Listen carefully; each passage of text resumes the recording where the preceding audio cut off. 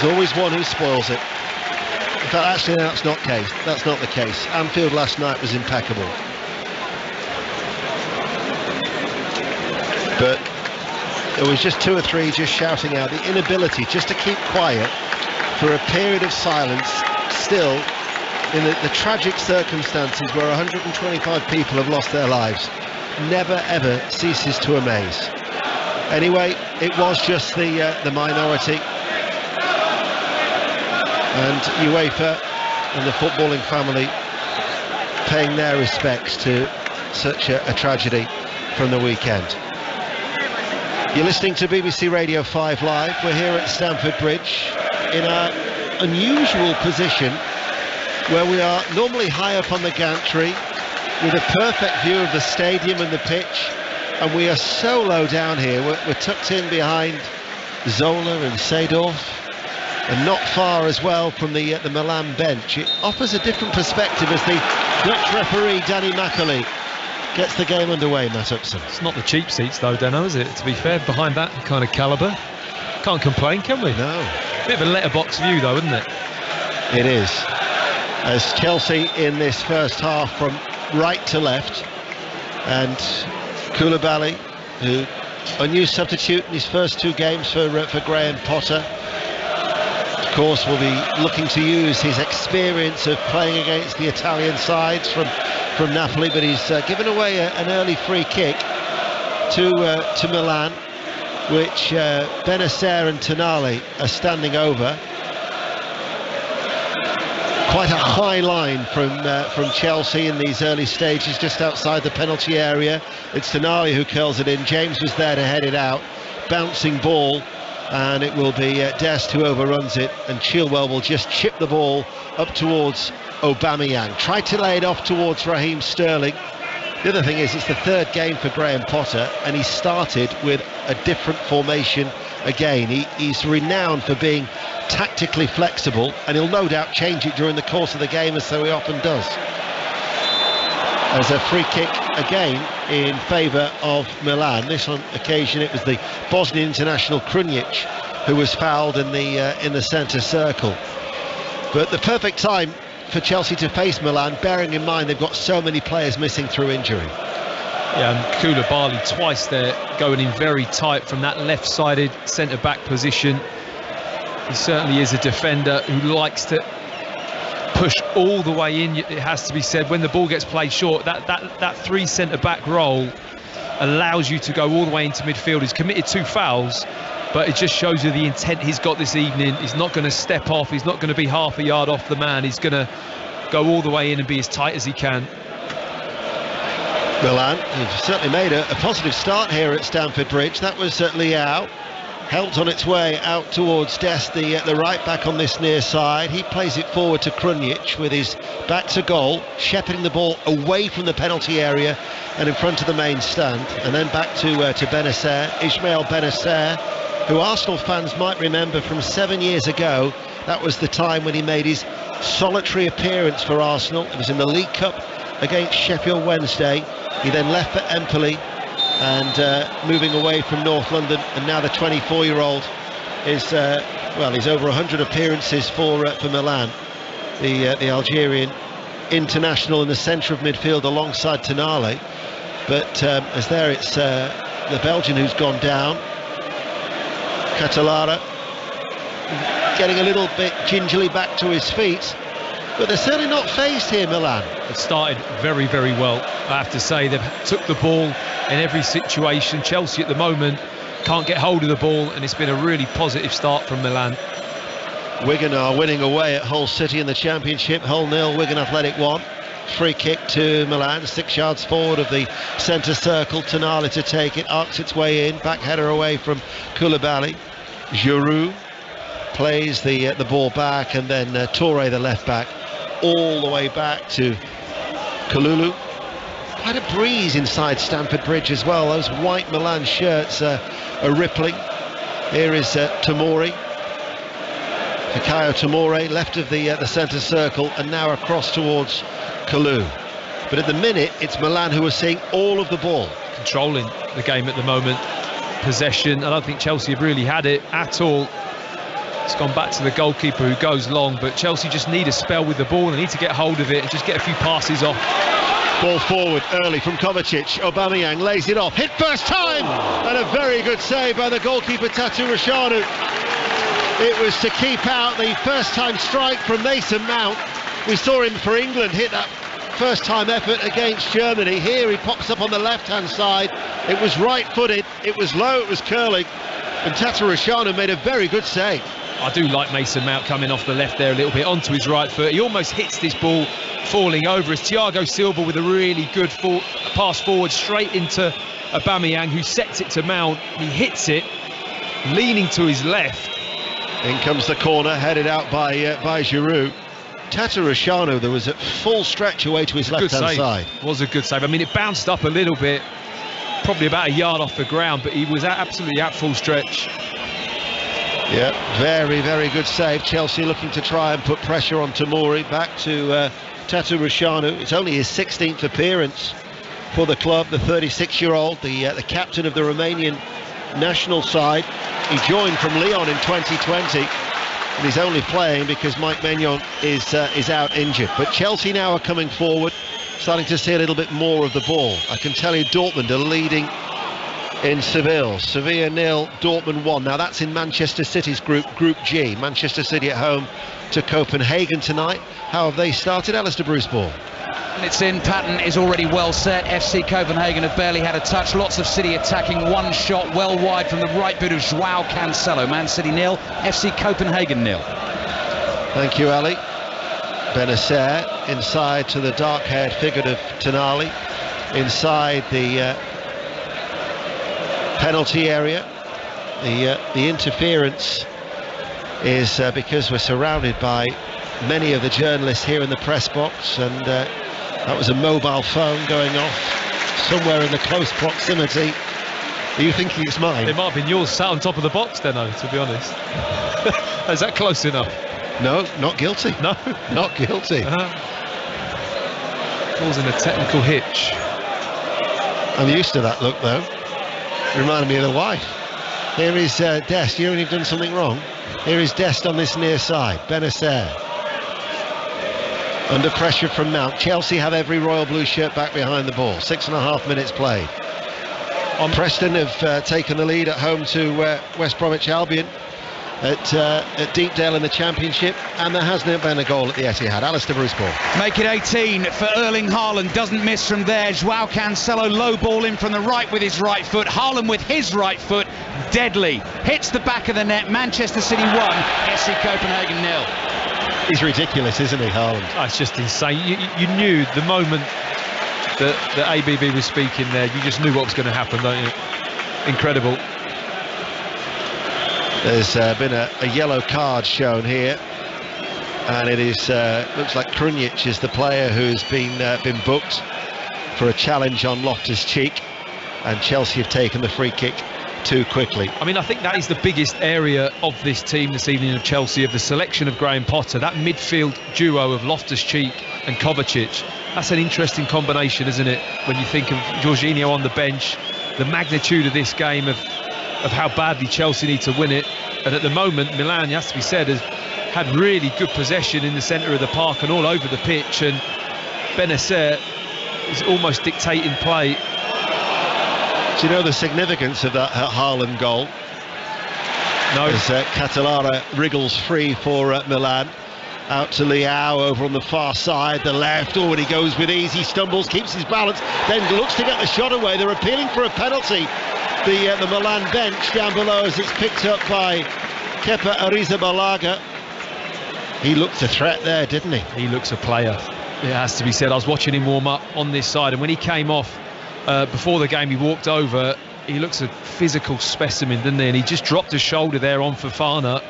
Little step over with the right foot, slowed his pace down a little bit. That's what I liked about what he did. He just slowed the defender, and then he went again really quickly. Super pace. I'll tell you about the significance of that Haaland goal. Actually, it's not significant at all. It's quirky more than anything else. After we've heard a goal at the Riverside of the Championship, Chris Coles.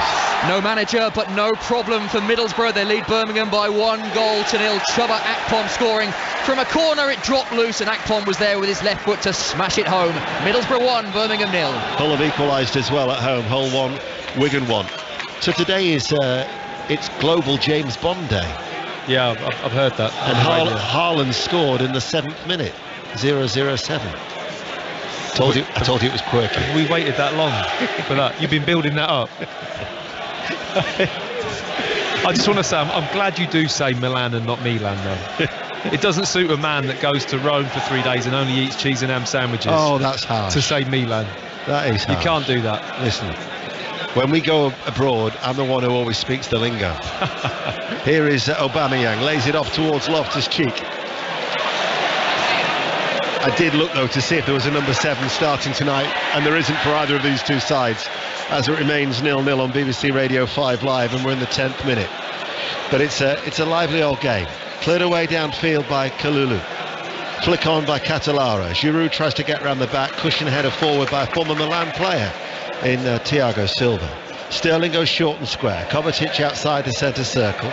Mason Mount, who's already tested Tatarusanu, back now with Kovacic. They're passing the ball very quickly, aren't they, Chelsea? Well, they need to. They need to get hold of the ball, start to get some rhythm into the game. At the moment, Milan have settled really well away from home, had the lion's share of possession, and Chelsea just feeling their way into this game now. Been a good week in the Champions League for the Italian clubs so far. Thinking Inter against Barcelona, Napoli, who are absolutely flying, with destroying Ajax last night with the 6 goals. In fact, Milan, that's their only defeat this season in 10 games. That was against Napoli at home, where they were beaten by 2-1. Certainly no disgrace the way that Napoli are playing this season. 0-0 though here, in a game that you feel really that Chelsea have to win. Yeah, 100%. They 100% need to win this game. Just looking at their front three as well, it is pretty much a 3. I thought that Graham Potter might have played Aubameyang up with Sterling and then just sat Mason Mount behind centrally, but Mason Mount definitely playing on this left hand side. Had one good effort coming in onto his right foot. Perhaps that's the danger that Graham Potter sees. He's very good with that right foot, coming off the left flank, the curling shots into the far corner. Mount lays it off. Kovacic looking for the ball towards Aubameyang, and they're just having a little look, and marshalling the ball safely out behind was Tomori, in front of the travelling Milan support, where it seems every Milan supporter is decked out in black.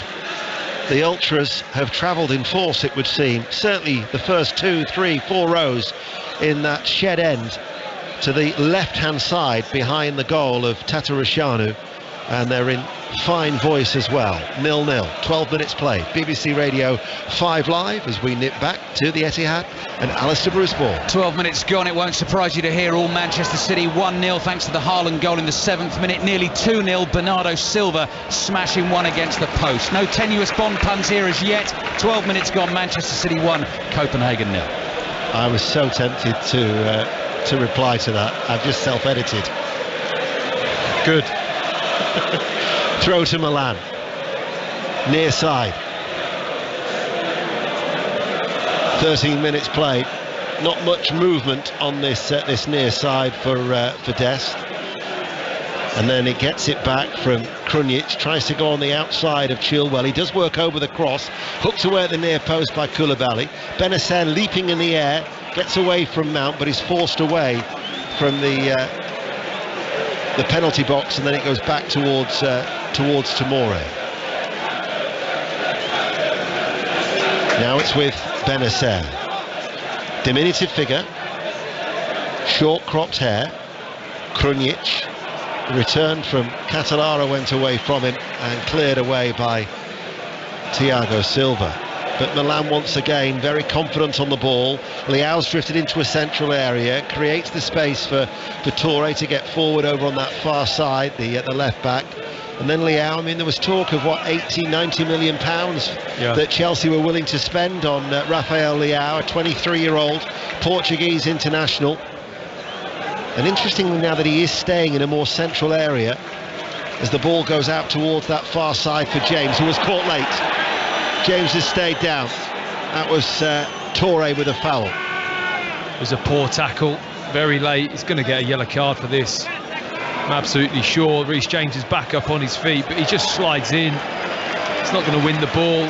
Reece James' foot is planted. He just clatters into him. It's a straightforward decision for the referee.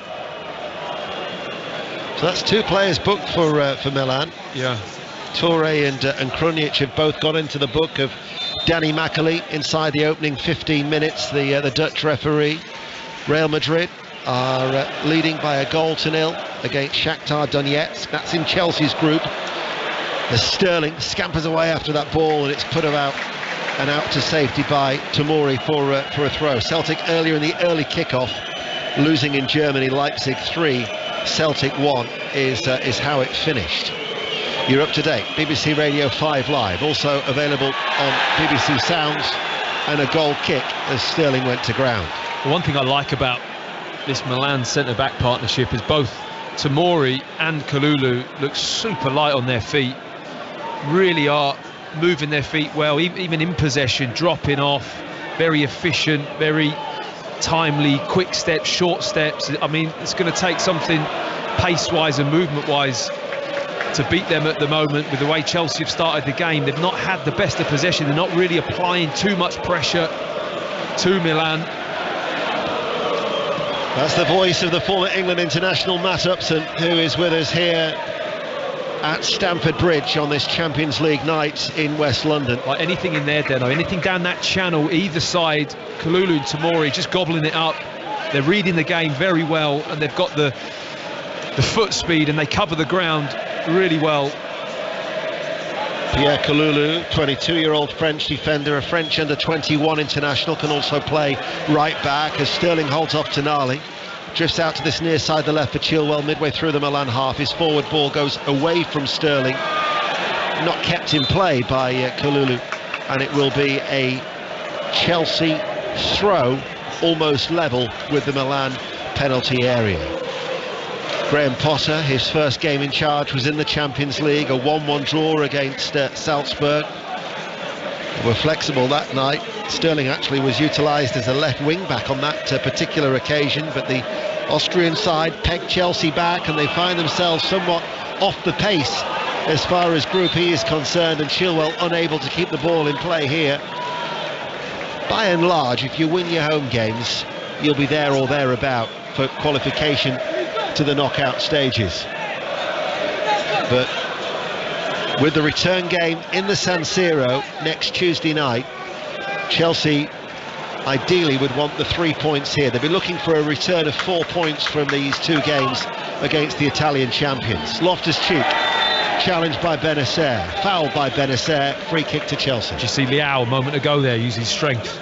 I mean, he's a wide player, he's pacey, but he let the ball roll across his body from a throw-in. Loftus-Cheek was there, just absolutely bounced him off the ball.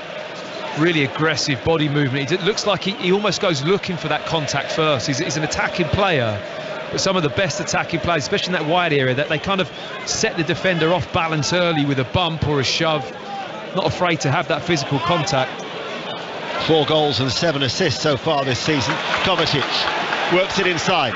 Loftus-Cheek to Sterling. James ahead of him. On that far side, the right. James now right corner of the area with the cross into the penalty area, headed out by Kalulu. Picked back up by James once more. He was back in position. Chilwell, Kovacic. Kovacic waits central area, passes the ball out towards James. Right hand side. Plays it inside to Mount, bobbles away from Mason Mount somewhat, and then he's the slip, which is unfortunate, and he looks at his studs ruefully as the ball trickles out of play and out for a throw. 18 minutes played, still goalless on 5 Live. I mean, it looks a little bit disjointed, doesn't it, at the moment? Chelsea not flowing football, not really on the same wavelength, a little bit jarry, it has to be said. I see Mason Mount gesturing a couple of times, once to Chilwell and then going over and slipping over with the ball, which was unfortunate, but it just hasn't had any rhythm to the game so far, which is what you'd expect. I think the personnel, the formation's changing all the time. You're going to have to go through these sometimes painful patches to make the kind of changes that Graham Potter's hoping to make. Ball played forward by Thiago Silva. Aubameyang peels away to this near side, the left. Koulibaly along the ground towards Chilwell, who'd stayed forward. Actually does well to retain the ball. There's Ben Chilwell under pressure, and now inside to Kovacic. Because the tier above us, the roof overhangs so low, as Fofana has lost the ball. Run back well there by Thiago Silva. That was a good challenge. That was brilliant. Absolutely brilliant from Thiago Silva. Fofana dipped into the middle of the pitch. Poor decision, gets robbed of the ball. What a tackle. How decisive was that from Thiago Silva? Took the opportunity, went to ground, but won it so cleanly. Didn't actually realise that Milan actually have the top tier as well. Yeah. I mean, you're having to crane your neck to look up there. We're so low down here. But that's excellent travelling support from Milan, as Chelsea have a corner on that far side. Watford are leading Swansea City at Vicarage Road in the Championship by 1-0. But it's a corner kick to Chelsea. Mount to take it, right hand side, an outswinger, Fofana, too much underneath it, and it goes well over the top and out for a goal kick. So 20 minutes played, it's still Chelsea 0, Milan 0. There's a chance that, then I just had a little look at that on the replay. Good opportunity for Fofana, really mistimed it. The ball flies off his shoulder in the end, but he just gets half a yard across Tonali, and he just mistimes the header. But it was a really clean opportunity about 6 yards out. If he heads the ball clean, he's got a great chance of scoring. Julian Lopetegui, who's the preferred choice, we understand, to be the next Wolves manager, who actually come here at the weekend, as Benacer did well actually under pressure, gets the ball away, but only as far as Sterling on the edge of the area. Sterling with a cross, headed out by Fikayo Tomori, won back by James, flicks it forward. Sterling right hand side of the penalty area. First time cross comes back to Sterling after it was blocked again. But Lopetegui, his side are not only a goal down in Seville to Borussia Dortmund, but they're also down to 10 men. Sevilla 0, Borussia Dortmund 1, and down to 10 men. As Chelsea 0-0 here. Throw far side the right, James to take it. Waiting.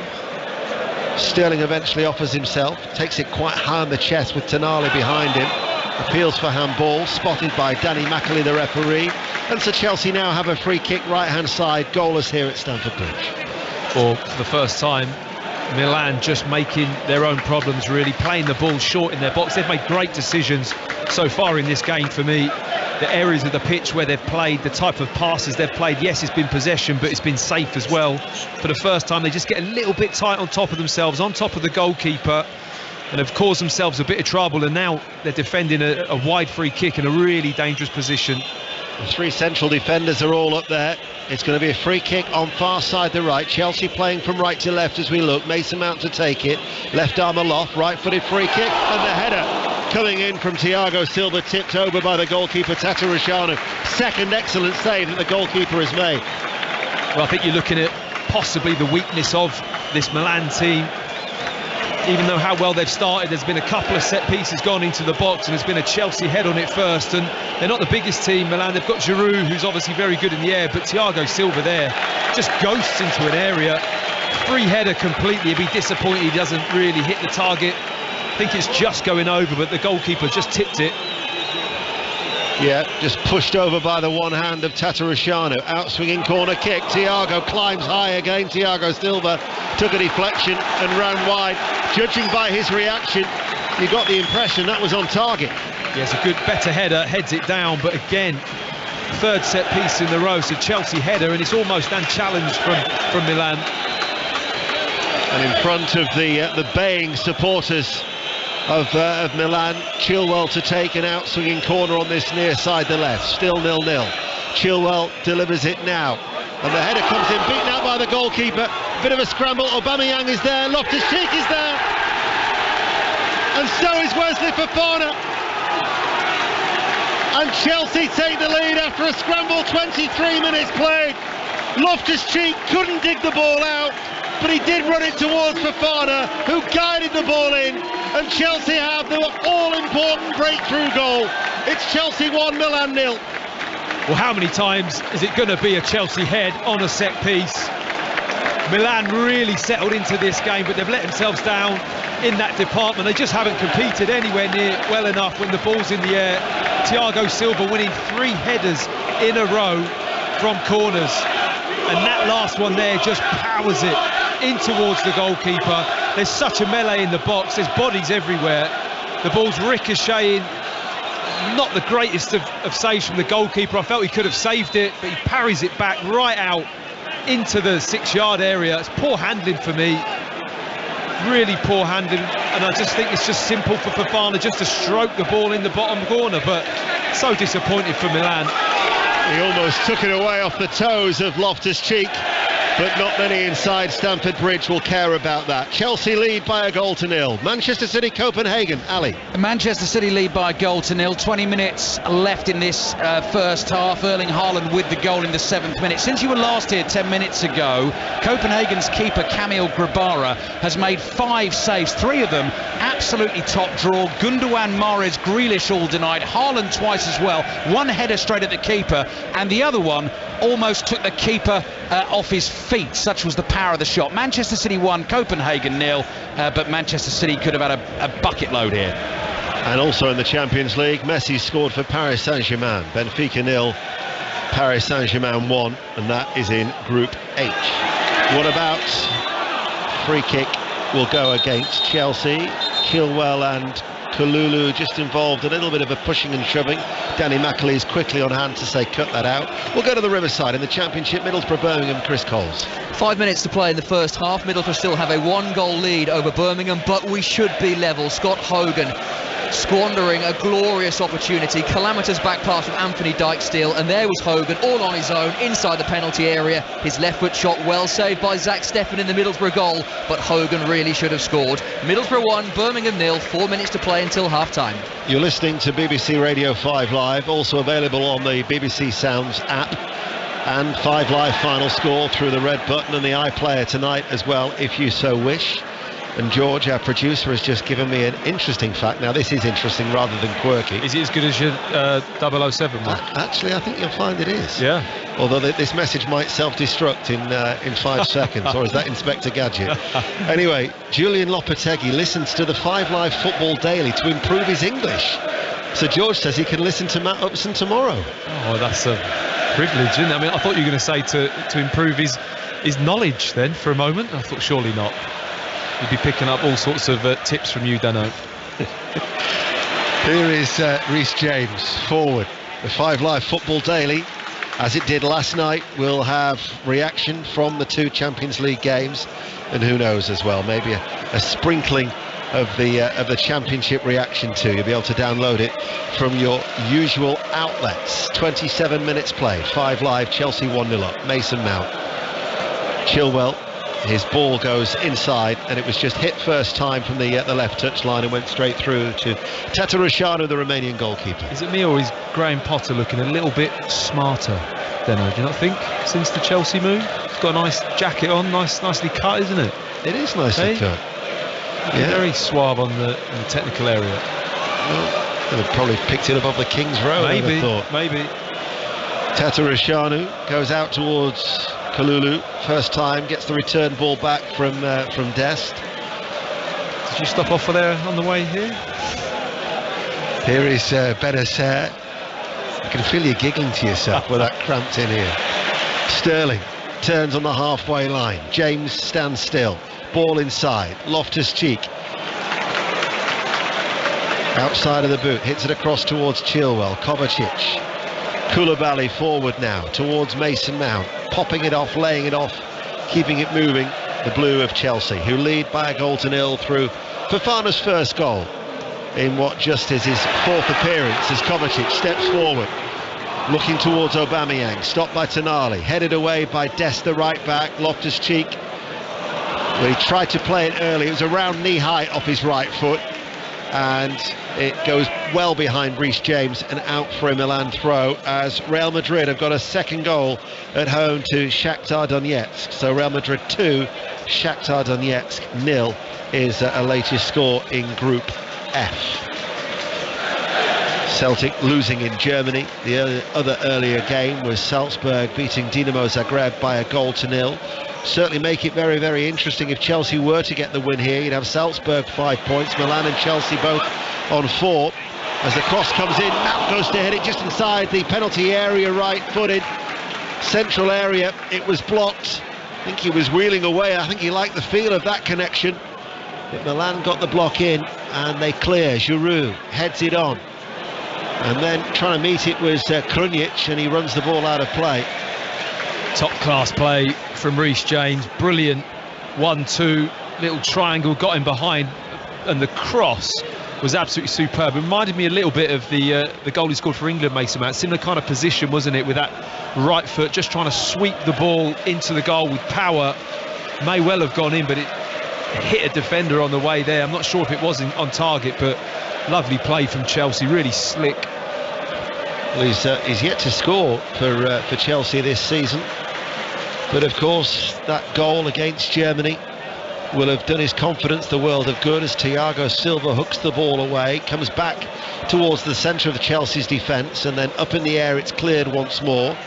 Aubameyang towards Mason Mount, who's just gone and caught Kalulu and is adjudged to have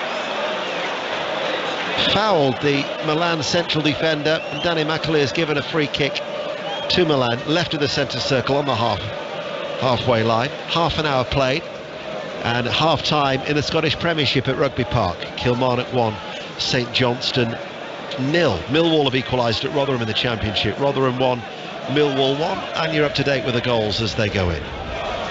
Here on 5 Live, we're back here on Saturday for the visit of Wolves, and the usual goal service. The next live action though of football is on Friday night. England's women against the United States women at Wembley. A sellout there on Friday night. Brighton Tottenham will follow coverage of Chelsea Wolves on Saturday, and then 5 Live Premier League Sunday, West Ham Fulham, Palace Leeds on Sports Extra, to be followed by Arsenal against Liverpool at 4:30. Chelsea 1-0 up. Milan though bring the ball away. Running out of defence was Kalulu. Catalana can't reach Leao. Fofana steps forward and now over the halfway line, has to hold off the challenge of Leao. No foul. Now there is a foul, says the Dutch referee, much to the annoyance of Stefan Pioli, the bald-headed Milan manager, who's standing right in front of us, whose suit probably doesn't look as slim-fitting as Graham Potter's. I agree. That's how good Graham Potter's suit jacket is, then, eh? And I'm also not buying the white pumps to go with a grey suit either. You're not feeling that? No. You don't think you could carry that off? I'd like to see it, to be fair. Guess what's just happened at the Etihad? Ali. Make it 19 goals for Erling Haaland. Manchester City 2, Copenhagen nil. He scores all kinds of goals, doesn't he? This one, an absolute tap-in. Sergio Gomez driving a shot through a packed penalty area. Goalkeeper's been absolutely brilliant for Copenhagen tonight. Made the save, but it fell to Haaland, and he stuck it in. City 2, Copenhagen nil. Copenhagen now desperately hoping it will be a case of you only score twice, Mr. Haaland. Here is Mason Mount. Mason Mount lifts it goalwards. Oh, what a brilliant finish by Mason Mount, but the flag is raised on that far side. Just love the goalkeeper from a tight angle. It would be a shame to see it ruled out. VAR will have the final say as Chelsea looked to increase their lead. Classy play from Chelsea, brilliant finish from Mason Mount, but I really like the ball that Aubameyang played. They won the ball back. I think it's the really early on, it's like a clearance up the field, and I think they're looking at that first with Aubameyang is what I can think of, and then the pass which looks to be offside into Mason Mount. It's a great little chipped ball, but the finish then, I mean, we've just been saying about Mason Mount not scoring enough for Chelsea. He needs to get back into that form, but that finish there is absolute top class. Running away from goal, tight angle, right-footed, lobbing the goalkeeper, but I don't think this is going to stand. No, it's offside for sure. It's definitely offside. I think a good half a yard Mount had just crept a little bit too early on that pass from Aubameyang.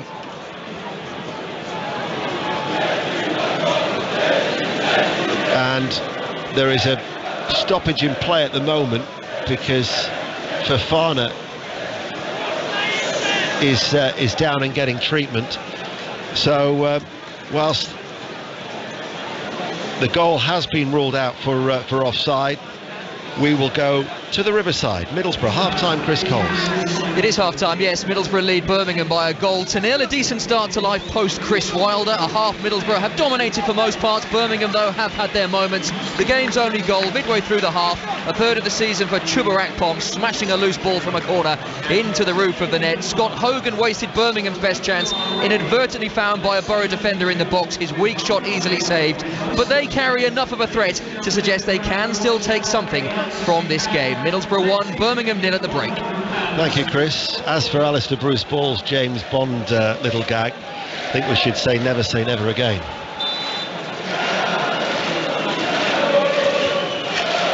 Play's about to resume. 10 minutes to go to half-time. And that goal didn't stand. Fofana's going to come back onto the field of play. I actually think it's the tackle from Leao as to why Fofana is struggling, and he broke away with the ball, and it's the second or third time. I mean, it's an element of his game. If Chelsea are still looking at him as a player, he's a physical force, Leao. I mean, the way he's trapped back there, and he absolutely wiped Fofana out with the tackle. Yeah. It's quite unlike a wide player, isn't it? That's creative and tricky and that drives at players, but he's all about that physicality. It's his third season with Milan after they signed him from Lille in 2019.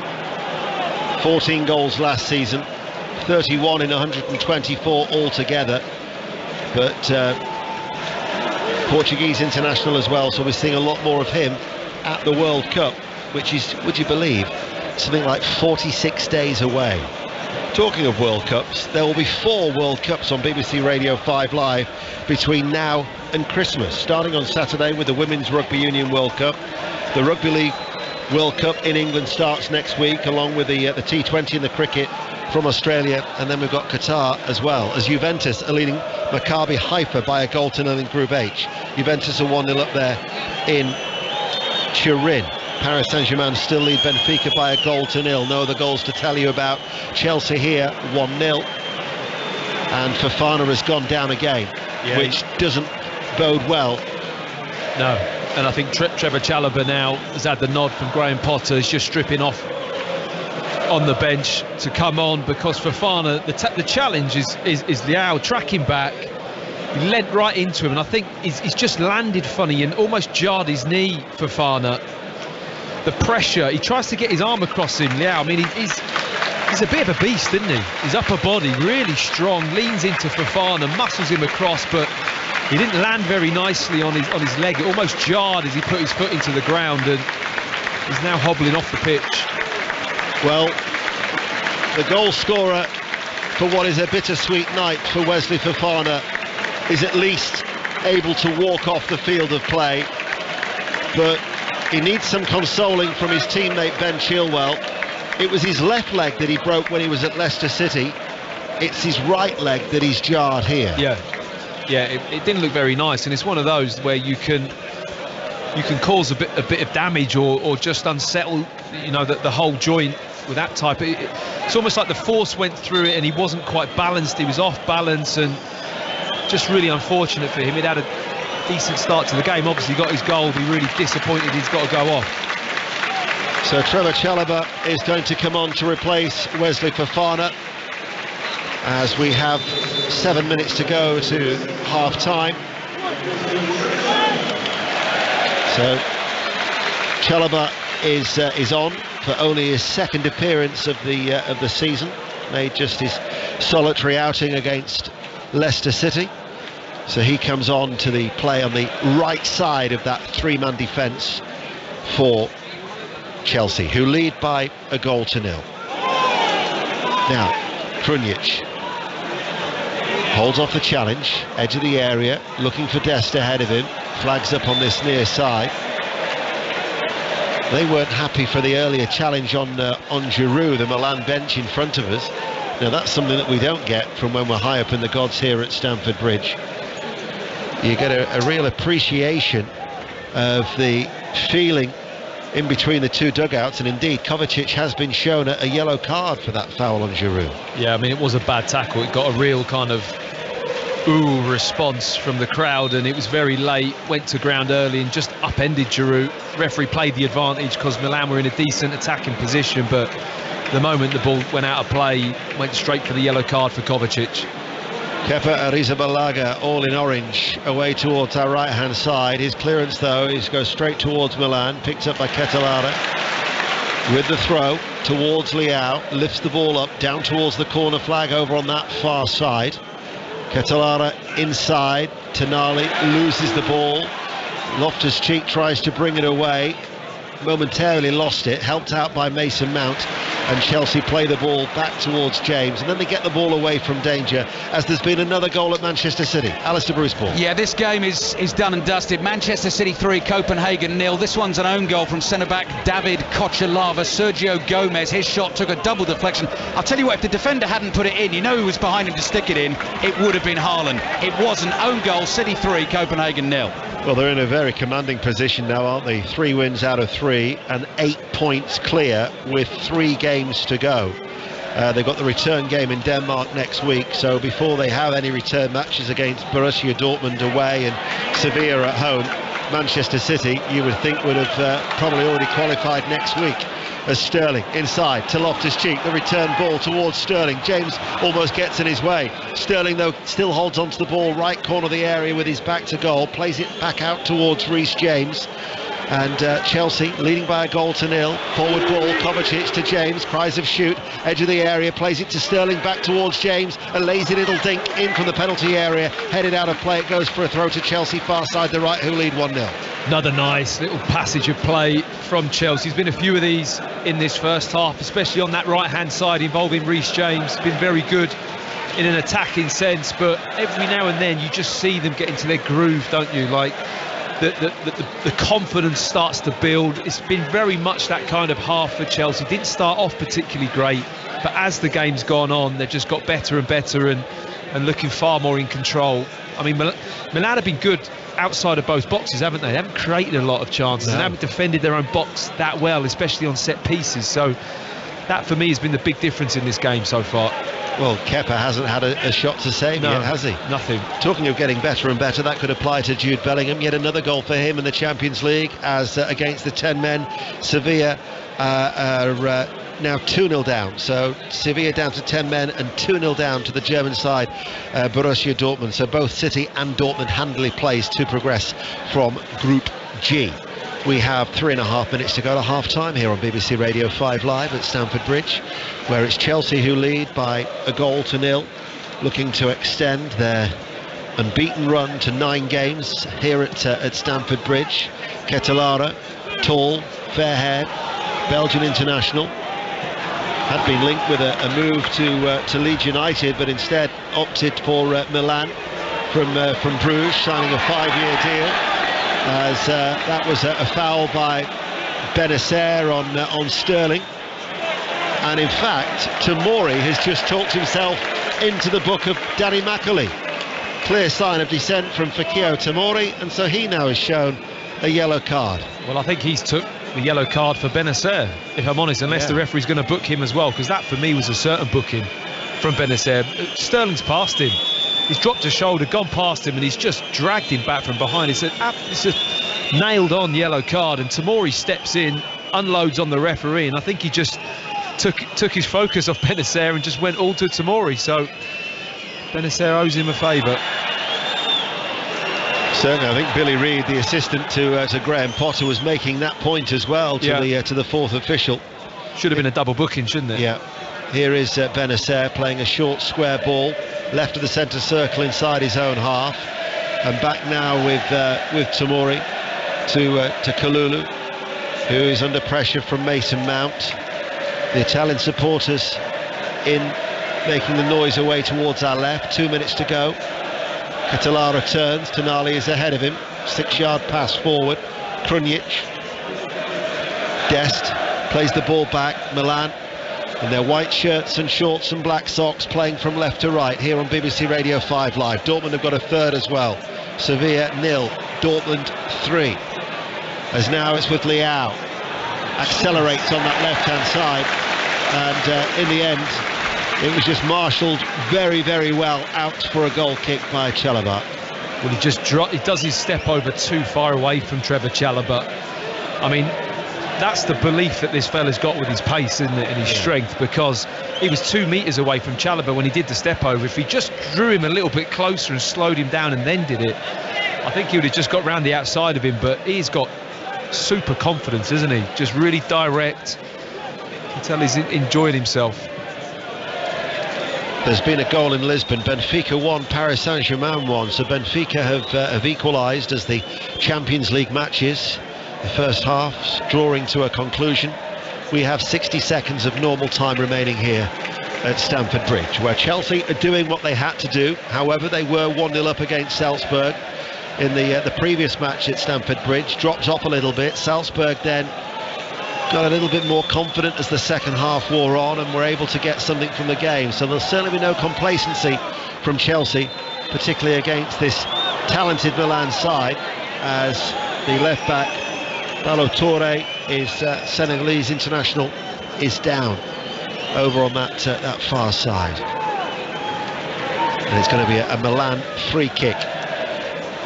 He's able to continue, which initially I didn't think that he necessarily thought that would be the case. Just clipped a little bit late by Raheem Sterling, as Touré, far side, plays it forward, infield, intercepted from Chalobah. 4 minutes of stoppage time, which we're now into. A minimum of 4 here at Stamford Bridge. Kalulu to Dest, tries to brush past Chilwell. Koulibaly under pressure from Giroud with the clearance. High and downfield, headed forward by Tomori, off the chest of Benacer, back towards Tomori, and nudges the ball into the path of Tonali. The midfielder plays it now towards Touré and out towards Leao, who drops 6 yards inside his own half to collect this ball. Touré's gone on ahead of him, but he's being tracked by the run of Reece James, and James with a back pass towards Arrizabalaga, who clears away downfield. Plenty of distance on it. Little flick header by Mason Mount, comes back to Mount, carves the ball forward. Mount finds Sterling in towards the penalty area. There was just a hand on the shoulder of Sterling that just seemed to unnerve him and unsettle him, and in the end the Milan defence were back to thwart his attack. I mean, I just can't believe he's not got a shot off there, Raheem Sterling. It's poor play. I think it was Tomori who just didn't quite get enough contact on the ball. Drops into midfield, it gets slid in behind him and Sterling's through. He just didn't seem to really take it on confidently, did he? And really get the ball out of his feet, trust his pace to get there and get a shot off. And the Milan defenders just got back and put him off. Catalara's done well there to play the ball into the path of Krunic, who tried to squeeze it through the channel towards Giroud, cut out by a sliding Thiago Silva. Stoppage time at Stamford Bridge on BBC Radio 5 Live. Chelsea lead by a goal to 0. Kovacic drives from midfield, forward of the centre circle now in the Milan half. Out to Chilwell, 30 yards out from goal, back towards Kovacic. And Kovacic now towards Loftus-Cheek. Loftus-Cheek finds Chilwell, and in a rather large triangular passing pattern, Loftus-Cheek, Chilwell and Kovacic are in control for Chelsea, and now back with Koulibaly. And Kepa has come out of his penalty area, central position, and floats it, and in fact was so far over the head of Chilwell, despite him putting the thumbs up with his right hand, it didn't even bother leaping in the air as it went out for a Milan throw.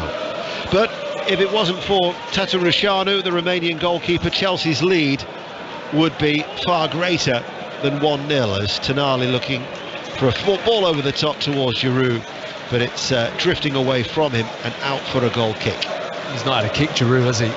Barely mentioned him. He's not had any service into the box of any note. They've not been able to use his aerial threat.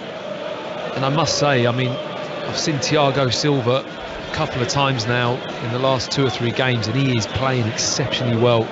I will say his reading of the game, and physically he just looks pretty fresh, very capable. I mean, his usage of the ball and passing's brilliant, but just his reading and the way he's competing in the air, he's playing very well at the moment, the Chelsea skipper.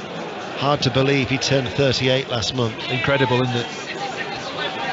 Kalulu heading the ball forward, picked up by Benacer, short of the halfway line, slides in again with that challenge on Kovacic. Out it goes for a throw. We're in the final 60 seconds of the 4 minutes to be added on here at Stamford Bridge, and Chelsea lead by 1-0. They will want, though, of course, another goal or two just to ensure that they can secure the 3 points.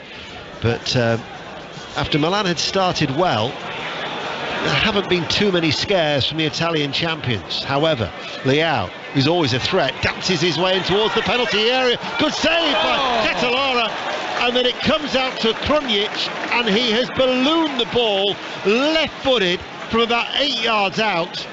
But what a save from Kepa. Well, if there's anyone on this pitch who's going to cause a situation like that, it's been Leao. He's been the standout performer for me, for Milan in his first half. He drives between Chalobah and James. The strength that he has, he gets his arm across Reece James and just bumps him out of the way. 2 or 3 players later, he slides it across the goal, and well, it's a good save from Kepa. It's a little bit straight at him, but he saves the ball, but really that should be 1-1.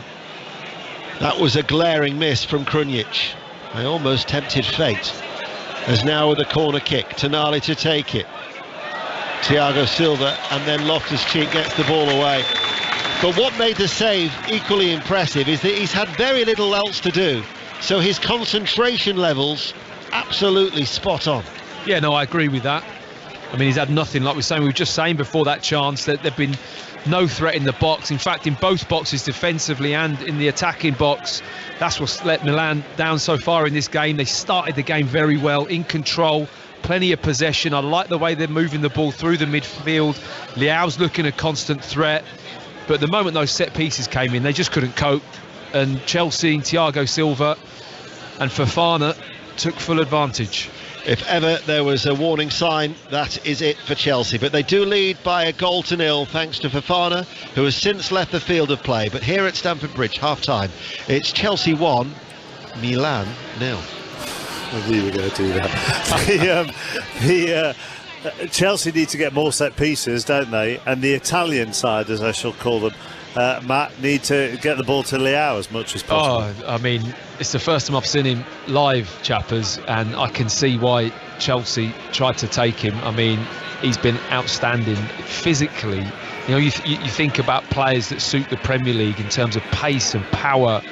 I mean, these are lads that aren't, you know, small guys, people like Fofana, Loftus-Cheek, Reece James, and he's just leaving him for dead sometimes. The pace, he gets his arm across people, and what I like about him, he's looking for the contact, like he's the initiator of making the contact and being aggressive with his decision making, and for a wide player that's quite refreshing, and I think he uses that really, really well. Good feet, and yeah, Chelsea need set pieces, because at the moment Milan are just not getting the head on the ball if it goes in the box.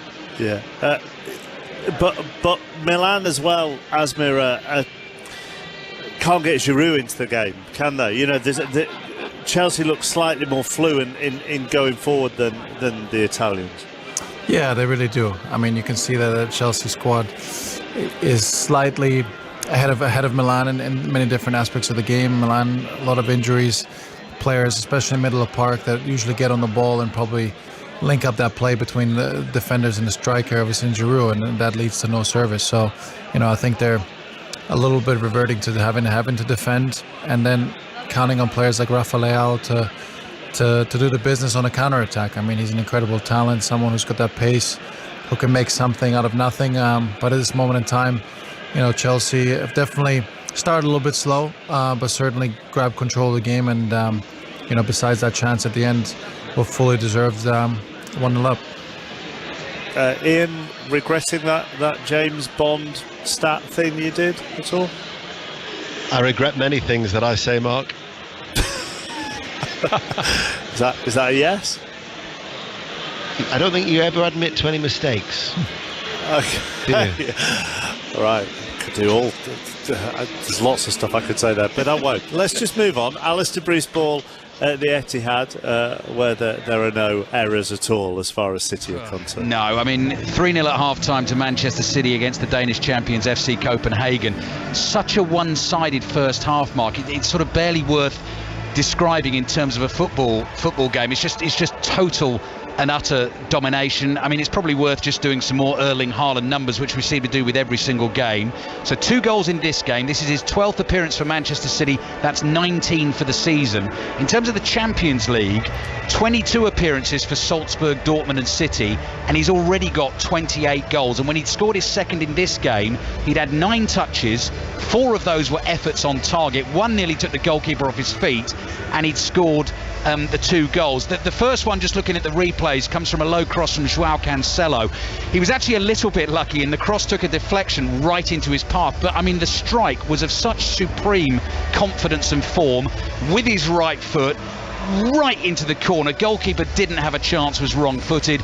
And the second goal he scored just after the half-hour, right place at the right time, as all the great strikers are. Sergio Gomez had an excellent game at left-back, hit a really sweet volley from the edge of the box. Goalkeeper could only palm it out, and Haaland stuck it away. Third goal was an own goal. Again, a Sergio Gomez strike, took a double deflection, went in off one of the centre-backs, David Kochalava. Had he not stuck it in, Haaland would have stuck it in again. The goalkeeper, Kamil Grabara, for Copenhagen, has been the man of the match. I mean, he's made 2 absolutely world-class saves to deny Jack Grealish. Grealish, I think, is sort of shaking his head, thinking, well, how comes Haaland getting them all? And, you know, they won't go in for me. But, I mean, the answer to that, Mark, is nobody does it better. Oh my God! Don't strike. That's the last one. Stop. Sorry. Yeah, but I can remember on the Fantasy Pod, you're a big James Bond fan, aren't you? Yeah, I won a game of Sudden Death on there. Bond films. Yeah. No, I thought you lost it, didn't you? No, I played a listener called Andrew Bond. That was Chris's clever thing there. Do you see what he did there? Yeah, I'd see what he did there. But it means you're not going to drop this for the rest of the evening, which means it could be I will. painful. That's it. Please. Done. Right. Done. Okay. Manchester City 3, FC Copenhagen 0. City are going top of the group, 3 wins out of 3. This game's over. The other game in that group, Sevilla 0, Borussia Dortmund 3. Jude Bellingham got the second of those goals. Asmir, I'm told that you're in your element in the studio because you've got all the games on all the screens and it's just heaven. And the Bellingham goal was fantastic. Well, I really am, chappers. I mean, this is incredible. I've been trying for years to get all these TVs installed into my house, but my wife just won't have any of it. So there's nothing you can do. So every Wednesday from now on Champions League evenings? Yeah, I'll be here. I'll be here. Great, excellent. This is the dream. Great.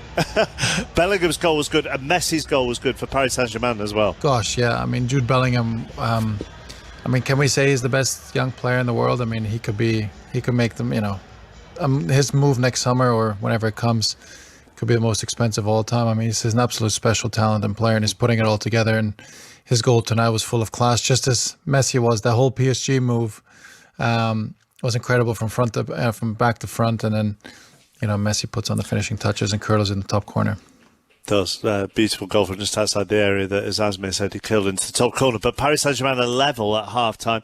Benfica equalised in that group, so it's Benfica 1, Paris Saint-Germain 1. The other game in that group, Juventus lead Maccabi Haifa by a goal to nil. Adrien Rabiot got that goal. Real Madrid are 2-1 up and at home to Shakhtar. Earlier in that group, RB Leipzig beat Celtic 3-1, and we'll hear from Ange Postecoglou during half-time. The other early game was the one in Chelsea's group, and Salzburg beat Dinamo Zagreb by a goal to nil. Games in the Championship this evening: Burnley 0, Stoke 0. This is just into the second half. Hull 1, Wigan 1. Rotherham 1, Millwall 1. Watford leads Swansea by a goal to nil. And at the Riverside, Chris Coles. It's into the second half. Middlesbrough looking to put a difficult couple of days behind them following the sacking of Chris Wilder. Chuba Akpom's first half goal deserved on the balance of play, but Birmingham carried a threat throughout and have made an attacking half-time change with Hannibal on loan from Manchester United. Lots of excitement around the 19-year-old. We'll see what he can do in this second half. And the visitors have made a very bright start to it already with a couple of forays into the penalty area. And the Riverside crowd are edgy. They need a second goal. As it is, they only have the one. It's enough for a one-goal lead over Birmingham. Middlesbrough 1, Birmingham 0, 8 minutes into the second half. An 8 o'clock kickoff at Deepdale, and Preston lead West Brom by a goal to nil. Burnley have just taken the lead 10 minutes into the second half at home to Stoke. Connor Roberts, the fullback, has got the goal there for Vincent Kompany's side. There's a game in the Scottish Premiership this evening. Kilmarnock leads St Johnstone by 2 goals to nil. There's also a game in Scottish League One, and they're on the hour mark there, and it's FC Edinburgh 0, Peterhead 0. You are up to date with all the evening's football. Ange Postecoglou on the way, as well as the new St Helens head coach. But first of all, here's the BBC News.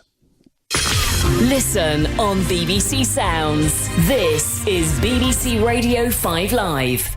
With the 5 Live News, I'm Sophie Yardley. Liz Truss has hit back at criticism of her leadership by insisting that she won't be deterred from taking the difficult but necessary steps she says are needed to get the economy moving. She told the Conservative Party conference her plans to lower taxes and cut regulation for businesses would make life better and easier for everybody. An independent review's found evidence of hundreds of cases of alleged abuse by Church of England officials. Most of the cases involve children and vulnerable adults. The Archbishops of Canterbury and York have apologised for failings in the Church's leadership. Protests in Iran have been gaining momentum after the death of a woman who was detained by police for violating the country's strict dress code. Videos on social media appear to show young female protesters cutting their hair, removing their headscarves and heckling a senior member of the feared paramilitary force. The Iranian government's blamed other countries for organising the unrest.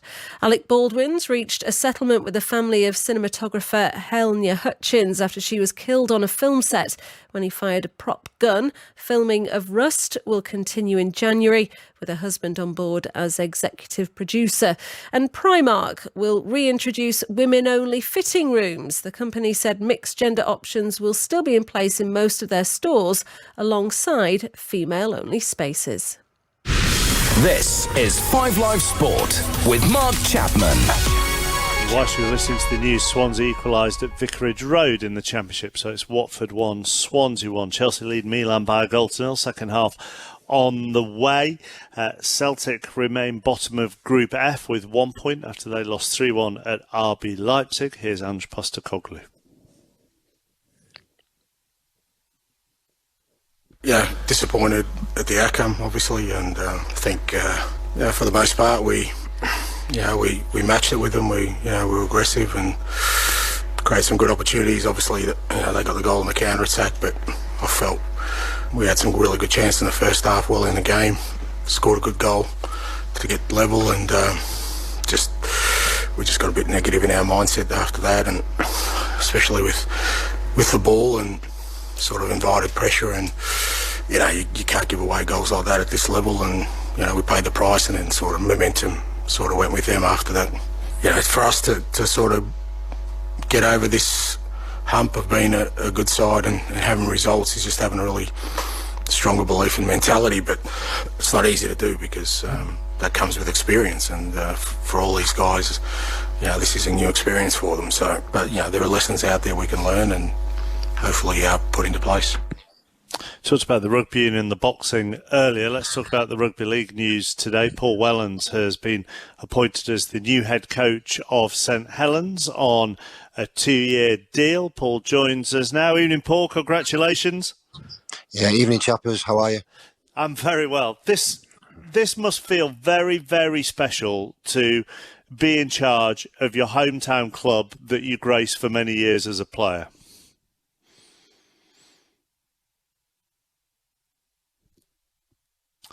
Have we lost Paul?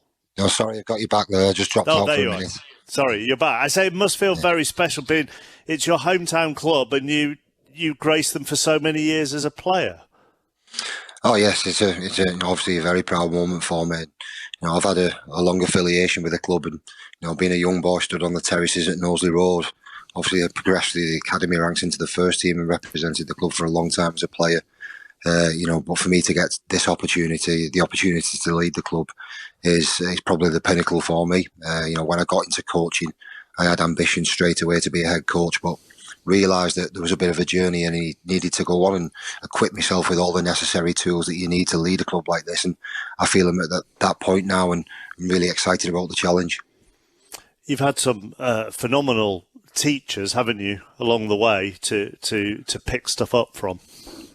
Yeah, I certainly have. At St Helens in the last couple of years, obviously, working with Christian Wolf, who's enjoyed, the success that we've had. He's led us to that, and I've learned so much from him. Obviously, Justin Holbrook, who was there before him, and then both at international level, I've worked with the likes of Steve McNamara, Wayne Bennett, and Sean Wayne. So, all coaches with really high credentials, and all coaches that have had varying degrees of success. So. I've learned a lot from all those experiences, but I suppose what I will say is that, going into the job, I want to be my own man, my own person, bring my own thoughts, philosophies and ideas, and I'm doing it with a group of players that I know really, really well, and I'm excited to work with. And you're doing it from a position of strength as well, aren't you, given Saints' unbelievable record under Christian, and also Saints' unbelievable record over the last 4 years, 4 straight Super League Grand Final titles. That is a position of strength, but is that daunting in any way? Throughout the course of the day, chappers have been asked that question a few times about being a daunting experience, but I prefer to look at it from a different angle. Really, There's not many rugby league coaches that would turn down the opportunity to work with a special group like this. And if you are going to be successful, this is the type of team that you do want to work with.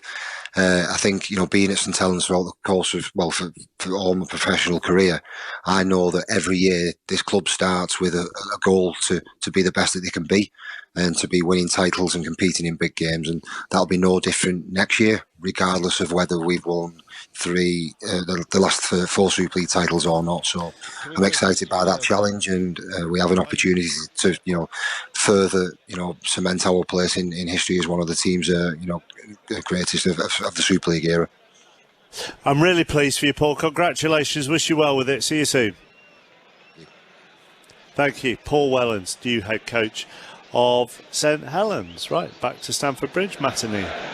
Perfect timing, Mark. We're about to get underway. Just a little bit of housekeeping whilst we wait for Danny McAuley to blow his whistle for the second half. Youssef Enesiri had been shown a red card in the 20th minute, but can only imagine that VAR got them to change that mind, because the VAR checked, so there wasn't a red card. So whilst Dortmund are leading that game 3-0, Sevilla are back to their full complement of 11. We've clarified that at half time. No changes here at the break. So Chelsea, who lead by 1-0 in their royal blue shirts and shorts and white socks, defending the old shed end away towards our left hand side, attacking the Matthew Harding stand, have Kepa in goal, with the goal scorer Fofana leaving the field of play, replaced by Trevor Chalobah. Koulibaly and Thiago Silva make up that 3-man defence for Chelsea.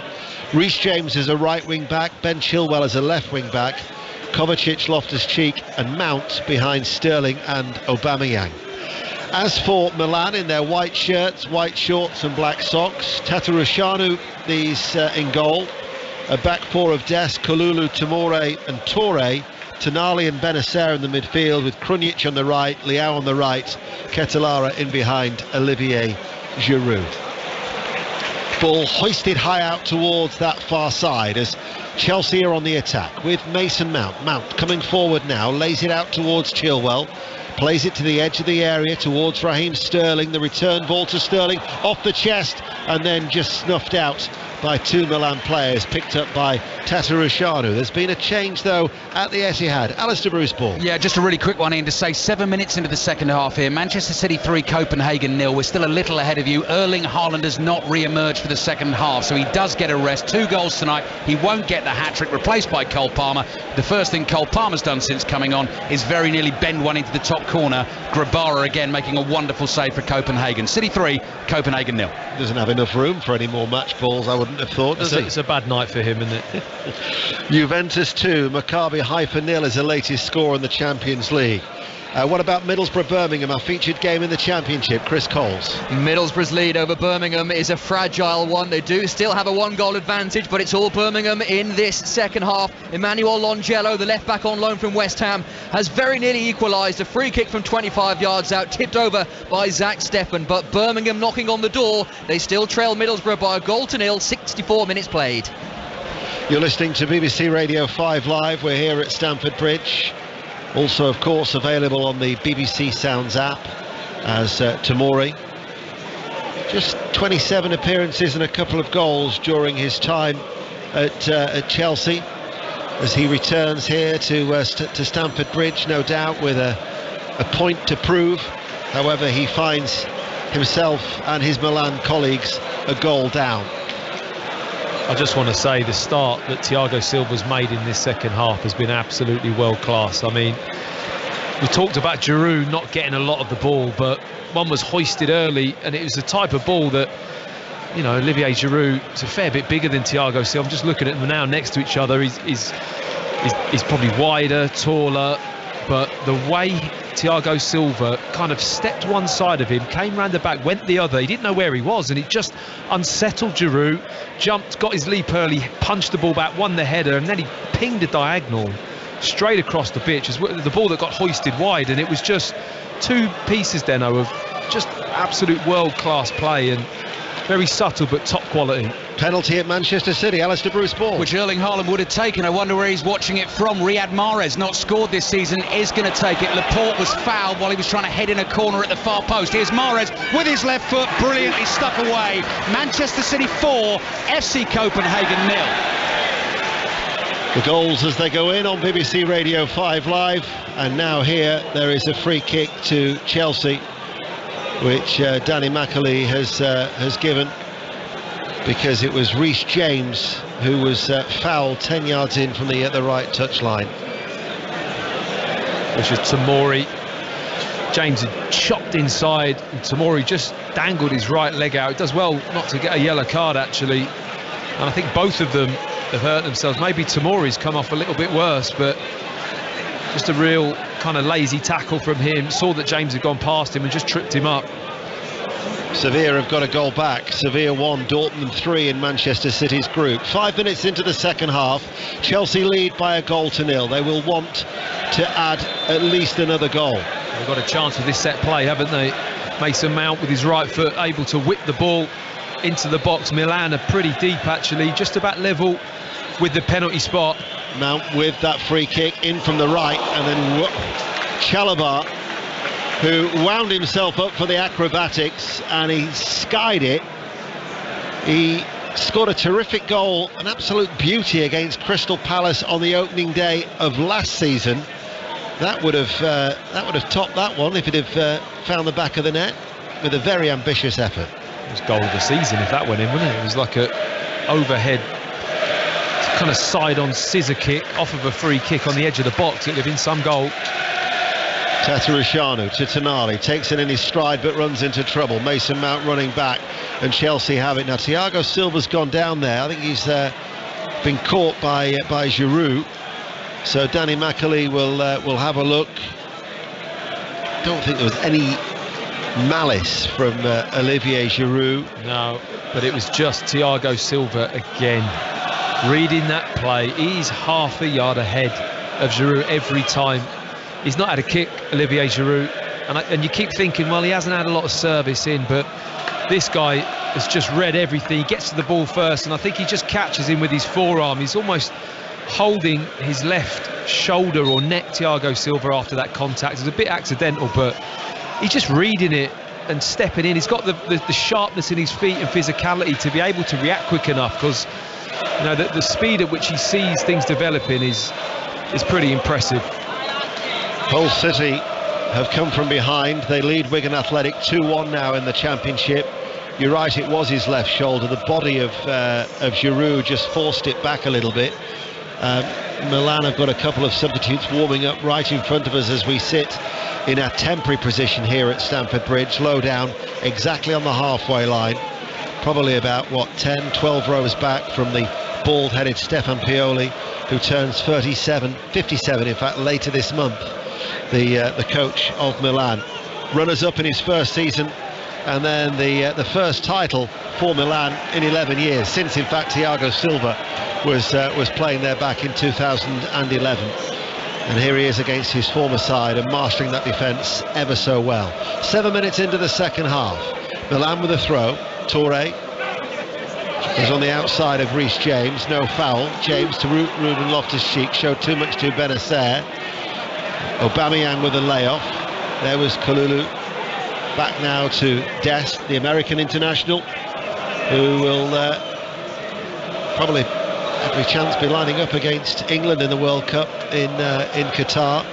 One of 4 World Cups that will bring you here on 5 Live between now and Christmas.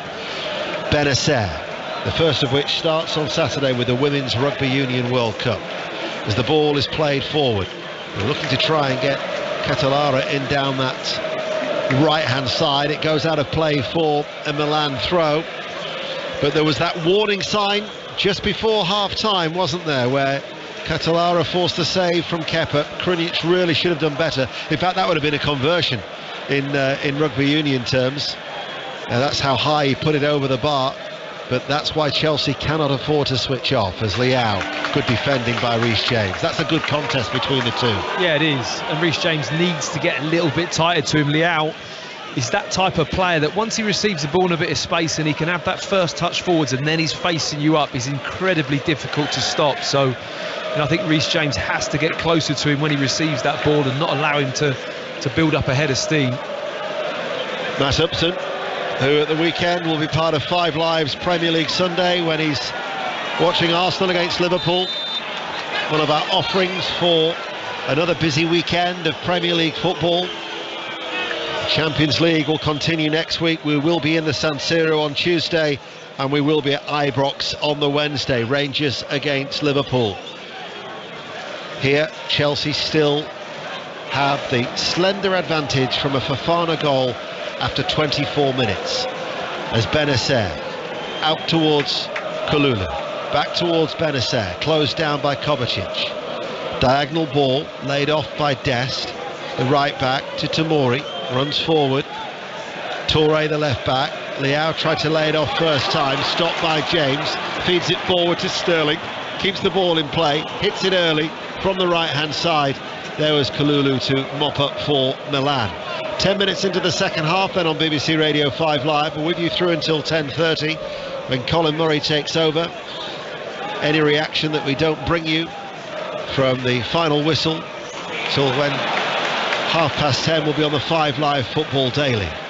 As Mason Mount is done well, plays it forward. Aubameyang to Koulibaly, went a little bit probably further back than Aubameyang would have wanted, but Chelsea still have the ball, more importantly from a home team's point of view. As Chilwell passes it forward, the return ball from Mason Mount, he's in round the back. Chilwell delivers the cross, it's a deep one over the head of Aubameyang, collected right hand side by James.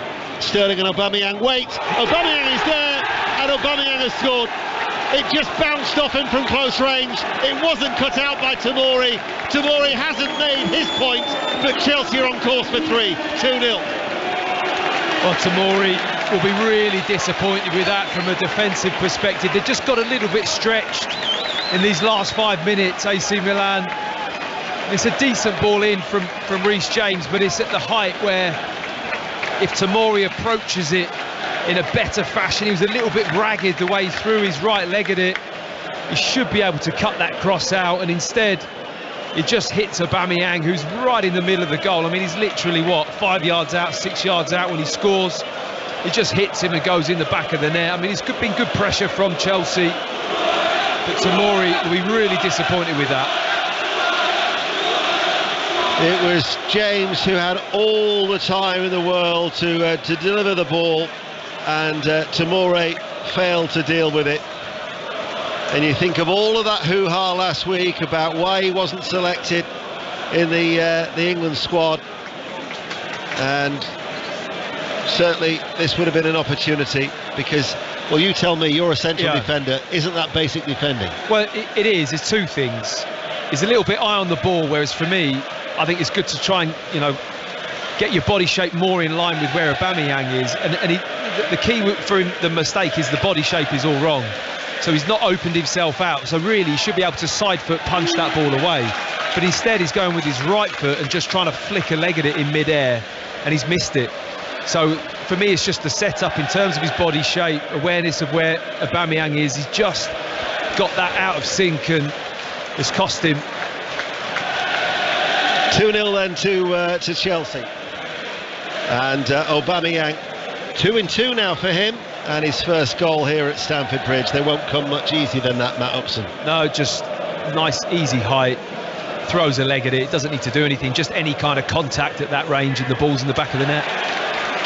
And that is the cushion goal that Chelsea wanted. Yeah, because it had that feel about it, didn't it? Before that goal, you just sensed that Milan have got the capabilities to do something special at some point, whether a crossing for Giroud or Leao to create something, and it's just giving Chelsea that little bit of breathing space. Graham Potter, he's had a seat on the bench and is talking to his assistant, just looking a little bit more relaxed right now.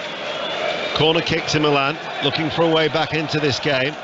From the right-hand side, Tomori was up there trying to redeem himself as Torres lost out to Mason Mount. Break is on. Sterling was looking towards Aubameyang, cut out by Kalulu, who then gives away a free kick for a foul on Sterling.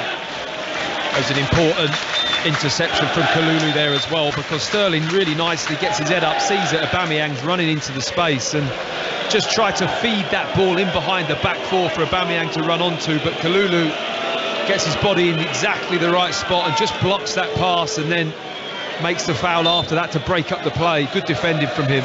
Free kick to Chelsea. Little talking to there for the manager Stefan Pioli from Danny McAlee, the referee, as we approach the hour mark. Chelsea are leading by 2-0. Middlesbrough Birmingham, what's the latest in the Championship? Chris Coles. Well, Middlesbrough thought they'd had a second goal as well, but the flag up on this near side denied them. Great header from Rodrigo Muniz. It hit the crossbar. Marcus Forss was there to tap in, but up went the flag to deny them. Middlesbrough, they're coming back into things after Birmingham had an electric start to the second half. Middlesbrough still have a goal advantage into the last 15 minutes here.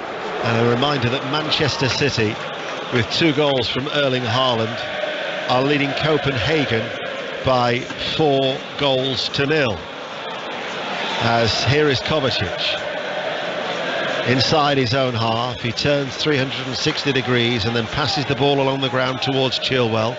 Back with Kovacic once again. This was an early test for Graham Potter, wasn't it?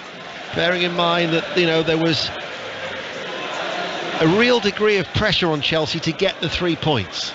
Definitely, and I don't think that has affected his team selection at all.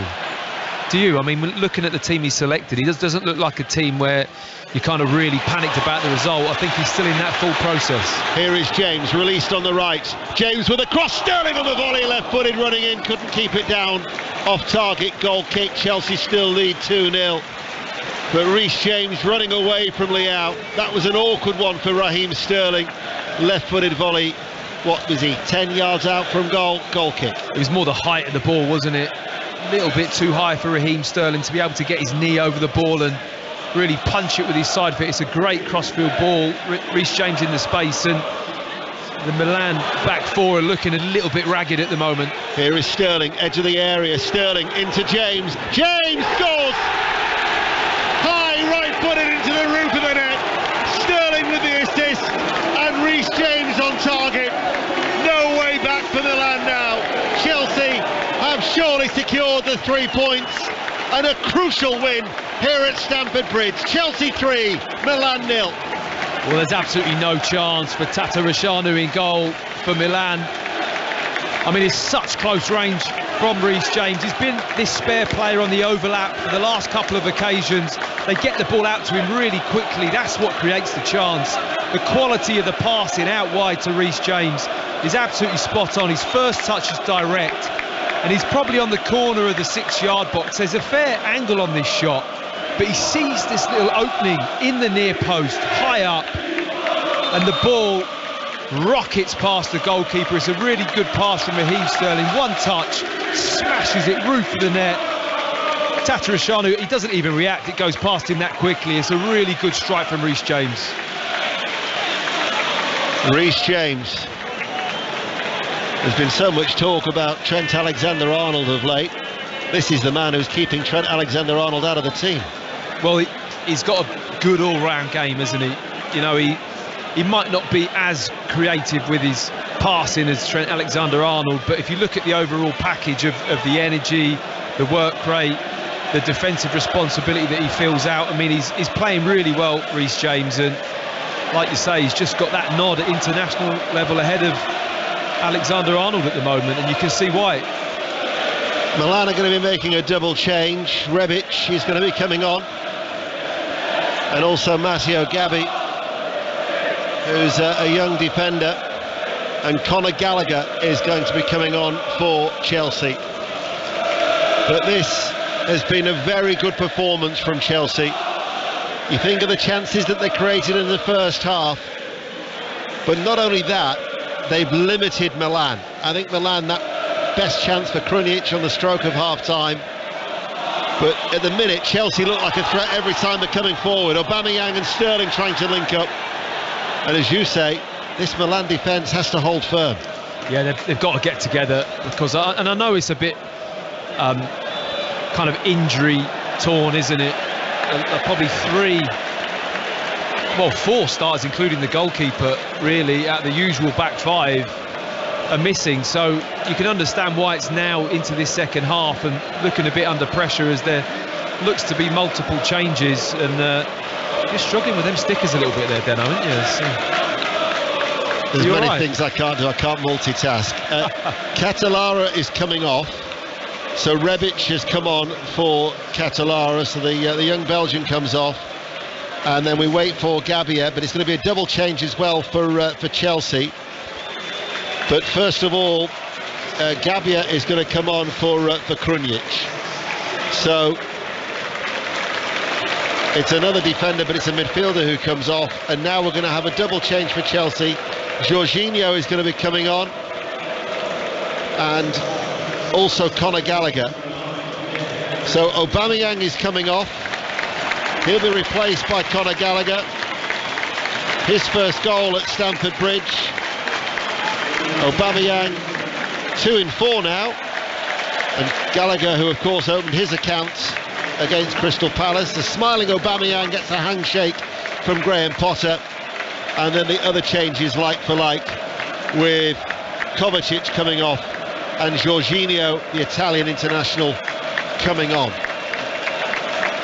I mean, it is worth mentioning the strength of Chelsea's bench this evening, isn't it? I mean, we said before the game, it is pretty incredible, Deno. And in fact, Milan couldn't even fill their bench. They only had, aside from the 2 goalkeepers, they had 7 outfield players due to the amount of players they've got out injured, Milan. So it was the perfect time for Chelsea to face them. But that said, you've still got to put in a performance, and that Chelsea have done 65 minutes played.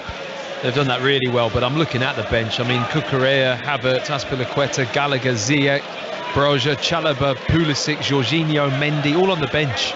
I mean, you can see why Graham Potter's rubbing his hands almost, experimenting with this group of players. I mean, he's got the understanding of explaining and the tactical awareness to be able to play these different systems, and he's now got a real strength in depth of this squad to be able to execute it. And you know, if he gets it right, could have a big impact for Chelsea. That was a blatant push by Giroud, and Thiago Silva again is he's back to his feet through Giroud. I was just worried that he might have stayed down, bearing in mind he was nursing that blow to the left shoulder earlier on.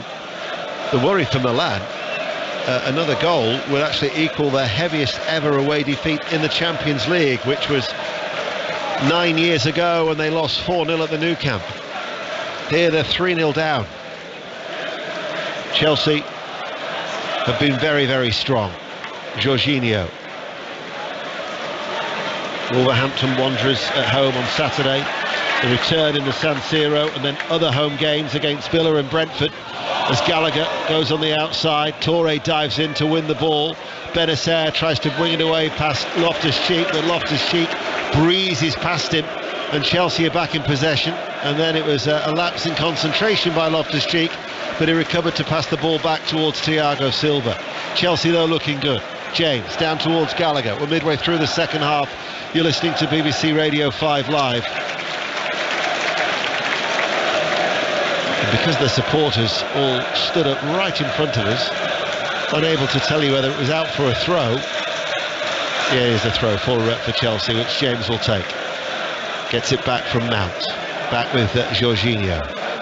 Jorginho towards Thiago Silva. Trevor Chalobah. They'll just hope that injury to Fofana isn't a serious one, as Chalobah gives it away. Leao now runs forward, and Leao's got plenty of pace. He's up against Thiago Silva. He's outstripped him. He pulls the ball back into the penalty area. Koulibaly with the clearance. Good reading from Koulibaly. Just sees that little cut back from Leao, who, once the space was there was no one going to catch him. Went on the overlap and just wasn't able to pick out a white shirt in the box, but good positioning from Koulibaly. Graham Potter was very, very quick off his bench in the technical area to applaud with his hands above his head to Koulibaly for that bit of covering defensive work there from the former Napoli defender.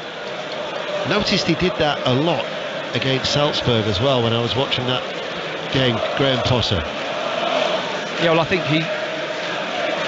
he's one of those managers that will heap praise on his players. I mean, how often have you heard him come out or seen him in a way that's almost getting frustrated? He's a very calm operator, isn't he? And I don't think he allows those frustrations to kind of be visual at all. If anything, he likes to give positive feedback. Chalobah out to James. James on the attack, right-hand side, delivers a low ball in towards the near post. Gathered in by Cyprian Tatarusanu, the 36-year-old Romanian international, who has certainly had a rather busy evening. His handling had to be spot on there. Fizzing into that near post across from Reece James. So much of what Reece James does is like maximum power, isn't it? He shoots or he crosses the ball. He really does put a lot of pace and power on it, and just bounced in front of the goalkeeper there. He had to be sure with his handling. Milan, they've got a dreadful record actually here in England, as Giroud to Rebic, he can't hold on to the ball, dispossessed by Jorginho. Pobega is going to be coming on. They're going to make another couple of changes on Milan, but Milan have won before tonight one of 20 away matches in Europe against English opposition. That was at Old Trafford against Manchester United. They've drawn 7 and lost 12, although they did beat Benfica, of course, at Wembley in the 1963 European Cup final. So in that respect, they will certainly have fond memories of England, the 7 times champions of Europe, who last season were back in the Champions League after a 7-year absence.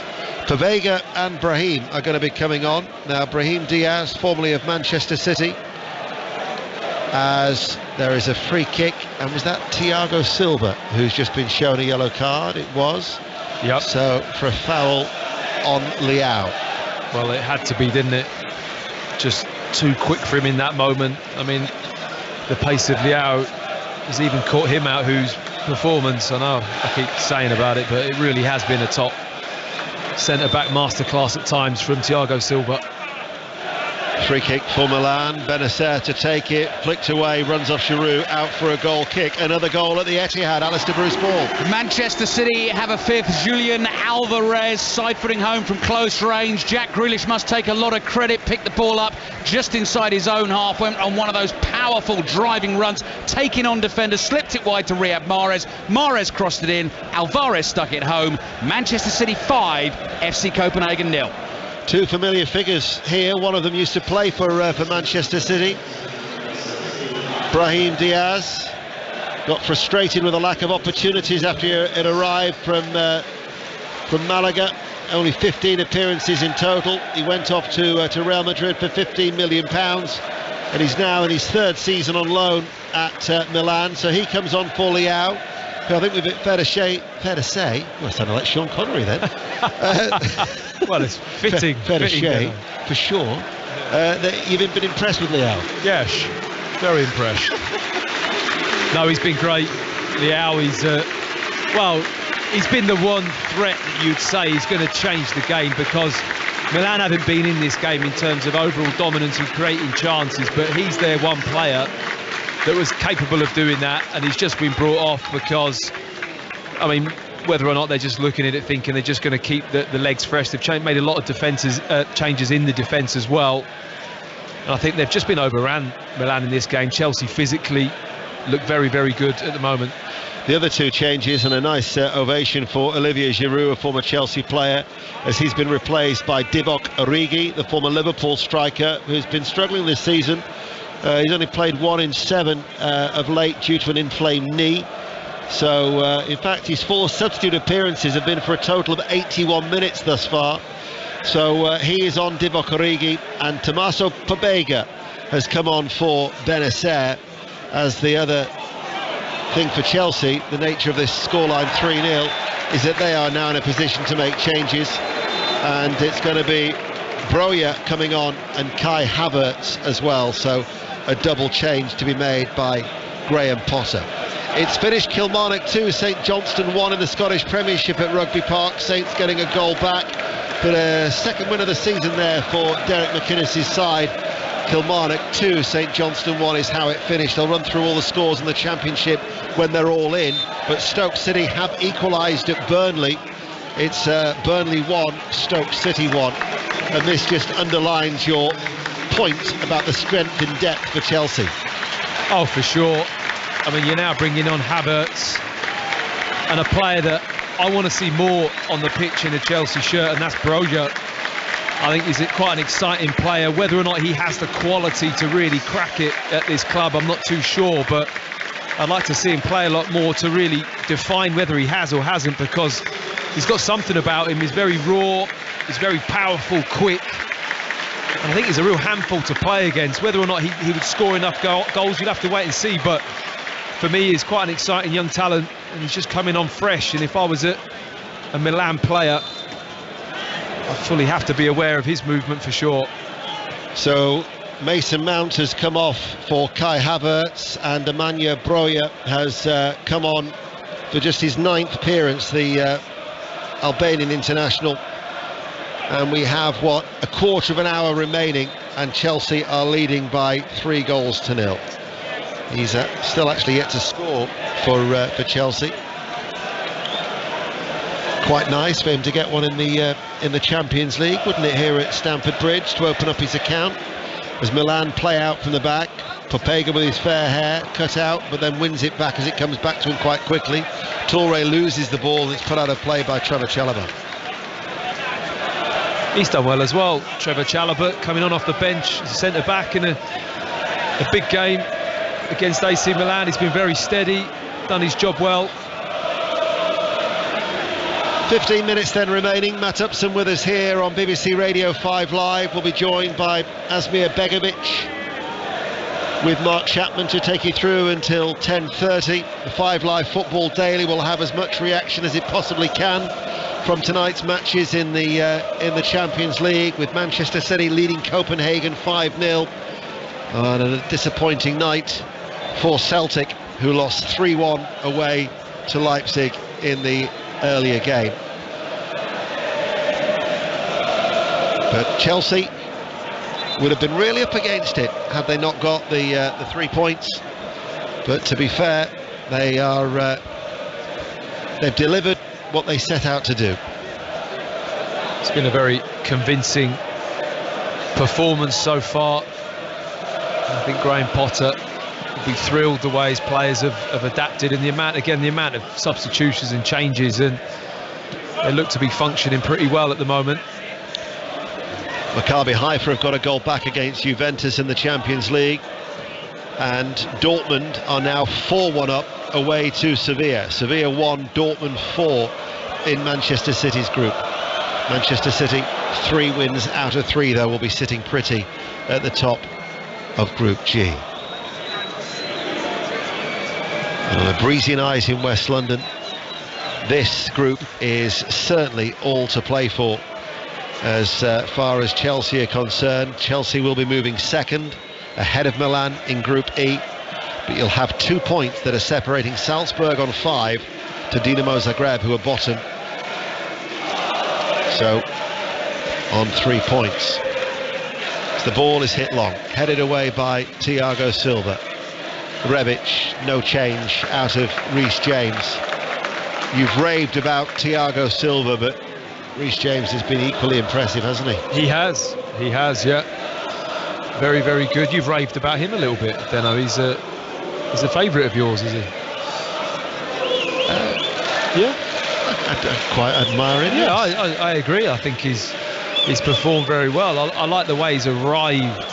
His goal, you know, he sees it building up, even though it's a bit of a turnover of possession, bit of a tackle and a ricochet, the ball pops back into the middle of the pitch, but he just anticipates that ball to be put in there, and Raheem Sterling didn't let him down.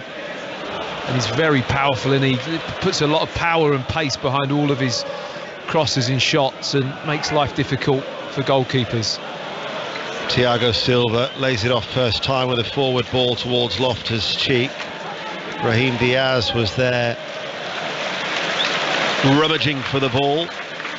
Bit of a difference in terms of the height between the pair, as Loftus-Cheek towered over the little Spaniard, as Jorginho to Gallagher spins towards James. The other thing as well, and you'll appreciate this as a former defender, Matt, is this could be Chelsea's first clean sheet since the opening day of the season against Everton. So in many respects it will be the perfect performance for Graham Potter, although he strikes me as the type of manager that is always striving for perfection, and therefore you can never achieve it. No, well, you know, you're talking about a manager that turned Brighton into a very good defensive unit. I mean, they were a very difficult team to score against. They didn't concede a lot of goals. And if you think back to Chelsea under early Tuchel, I mean, defensively they were absolutely superb. So they've certainly got the personnel and the criteria here to be a really good defensive outfit. It's just about getting that balance. What an up and under that was from Koulibaly. Tatarusanu has come out of his penalty area to head the ball away. Koulibaly, a little bit like Peter Kay in that John Smith's advert, just teed it up and then hammered it downfield. You heard the crowd go boom as it went downfield, and Tatarusanu came out, and I didn't hear him say let's have it, but there he was, and he dealt with it. And now here is Chalobah to Gallagher. Full time at the Riverside. Are Middlesbrough having the 3 points, Chris? Yes, they are. A welcome win for Middlesbrough, who begin live post Chris Wilder with the 3 points. They've beaten Birmingham 1-0. Far from straightforward. Birmingham were excellent in the second half, couldn't make the most of their chances. Chuba Akpom's 23rd minute goal enough to give Middlesbrough just their 3rd win of the season, enough to move them out of the relegation zone. Middlesbrough 1, Birmingham 0. Thank you, Chris. We'll give you all of the results when they're in the Championship. Latest score in the Champions League: Juventus have restored their 2-goal cushion against Maccabi Haifa. Juventus 3, Maccabi Haifa 1. Chelsea leading by 3-0 here. We have under 10 minutes remaining on BBC Radio 5 Live and the BBC Sounds app, as there is a stoppage in play. Chilwell is down, and it's going to be a free kick to Chelsea midway through the Milan half. He plays it forward, and looking to get round the back there was Broja, tall and lean figure of the Albanian international, to Havertz, left corner of the penalty area. Still on the left, the substitutes combining. Gallagher gets a touch, loses out on this occasion, and it will be a free kick to Milan. So Graham Potter, just the 3rd Englishman to face Milan in the Champions League, will keep up the unbeaten record, because Bobby Robson drew his one game against Milan when he was in charge of Porto, Sir Bobby, and then Harry Redknapp, when he was the Tottenham manager, drew 1-1 against Milan, as James guides his header back away from Kepa, and it goes out for a corner kick to Milan with 8 minutes remaining. It's hard to assess Kepa's performance because he hasn't had too much to do, but what he has had to do, you have to say, he's done it pretty well. I mean, got called upon once certainly in the first half, but they really haven't tested Chelsea, have they, in that 18-yard box, Milan. there's not been a lot of note that's really caused much concern. No, definitely not. Just that one effort in first half injury time. Corner kick to Milan near side the left, taken short, played back to Toure. He goes now infield. Dest is about 10 yards forward of the centre circle. Every player was forward. Chelsea had everybody back, and they've forced Milan back, as now they play it short and forward to Brahim Diaz, who... It's a shuffle, wasn't it? It was a little bit of a shuffle with his left leg, and he comes away with the ball as he wriggles free, keeps his balance, could easily have gone down there, then back heels the ball. But it's all in front of Chelsea. Will now be intent on keeping that clean sheet as they lead by 3-0. Here is Brahim Diaz, tries to play it forward along the ground, blocked, it comes back towards him. And now with Toure, Tonali, lays it off. Little touch there for Pobega.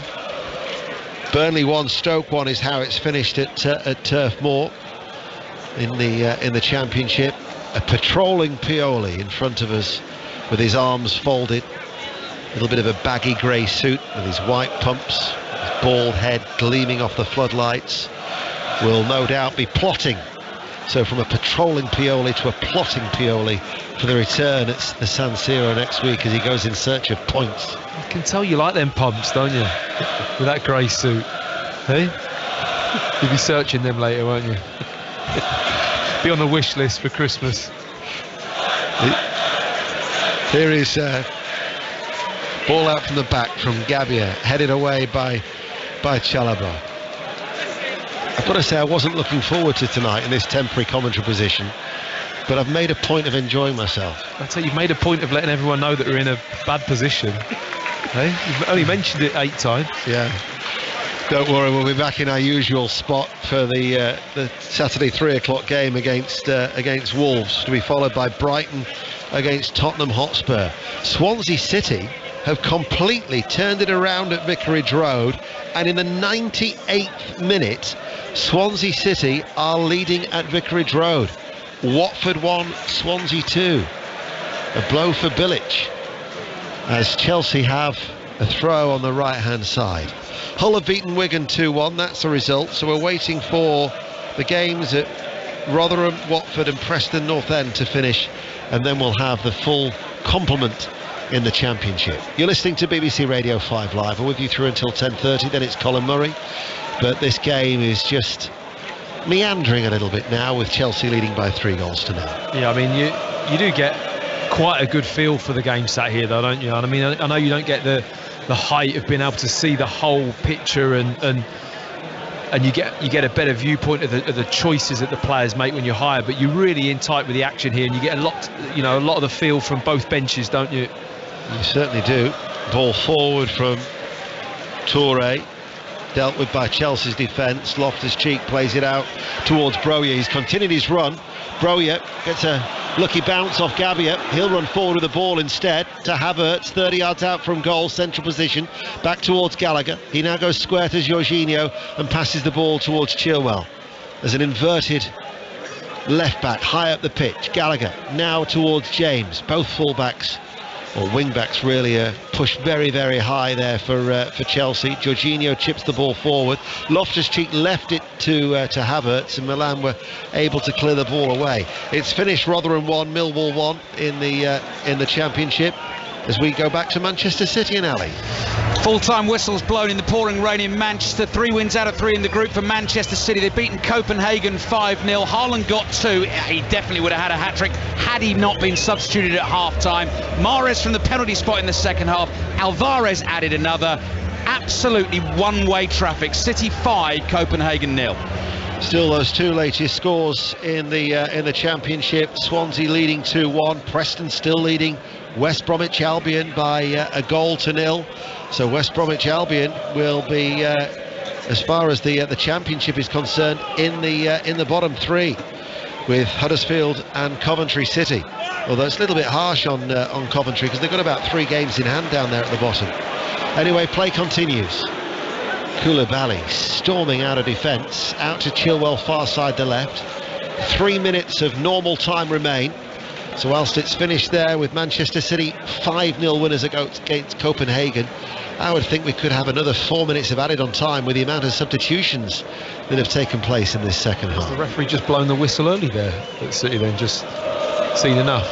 One of those. I think he thought, 5 goals to the good. Yeah, we'll call it early. Here is Koulibaly. Cleared by Milan in the midfield. Loftus-Cheek lets it come across his body, opens it up and finds Gallagher. He's done well. Gallagher looking towards Reece James, always available on this right hand side. Back to Loftus-Cheek. Jorginho comes short, bypasses the Italian to Chilwell, flicks it forward. Havertz making that run. Havertz from in to out. Chilwell now is ahead of him and he doesn't keep the ball in play. It will be a throw. Yeah, of all of the other Champions League games, that is the one to have finished first tonight. Manchester City 5, Copenhagen 0. Means there's every chance we'll get the after post-match reaction before we go off air at 10:30. There was 7 minutes of injury time at Vicarage Road. The match officials' comms went down, so they are actually into 17 minutes of injury time. And it was Ben Cabango scoring in the 8th of those 17 minutes to give Swansea a 2-1 lead. This is the Champions League. Next week we're in the San Siro on Tuesday, we're at Ibrox on Wednesday, but before that we've got England women against the USA at Wembley on Friday night, Stamford Bridge and the Amex on Saturday, 3 and 5:30, West Ham Fulham, Palace Leeds on Sports Extra, Arsenal against Liverpool. So plenty of live football to look forward to on BBC Radio 5 Live in the coming days. The Milan supporters still as boisterous as ever. They are all in black, aren't they? They look quite menacing. Yeah, it does, really does. I think I might take my time to make my way to the Fulham Broadway tube. Almost like a Bond villain type feel, isn't it? Don't you start. Rebic does well to keep the ball in play. No, he didn't. It went out of play for a throw. But it's still all to play for as far as Group E is concerned. You know, defeat in the San Siro next week, and Chelsea once again might. Yeah.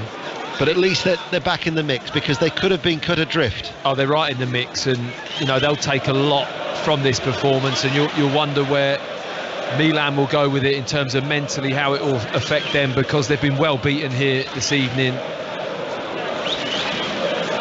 We're about to find out how much stoppage time there will be added. The number of substitutions, I would think at least 4 here on 5 Live. Toure bombs forward, makes good ground on the left hand side for Milan.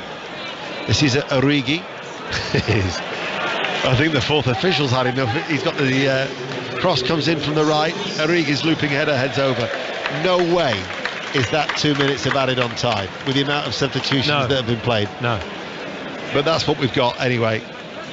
I don't think anyone's complaining, Deno, if I'm honest. I'm not looking at their bench waving their hands up in the air as if to say, come on, we need more time, because for the last 10-15 minutes for sure this game's pretty much been over. I've seen nothing from AC Milan to indicate that they're going to be much of a goal threat at all this evening. I think that is the most disappointing thing about their performance. We know the issues they've got at the back in terms of players out injured. That's certainly hindered them, but going forwards they've not shown anywhere near enough goal threat.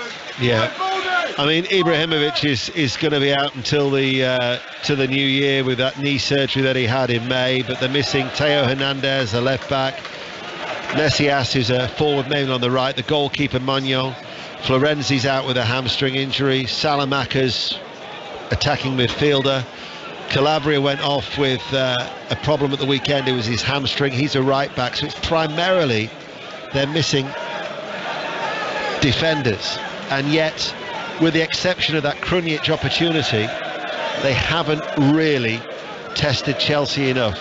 Those supporters, though, all in black, quite defiant the way that they've been chanting towards the end.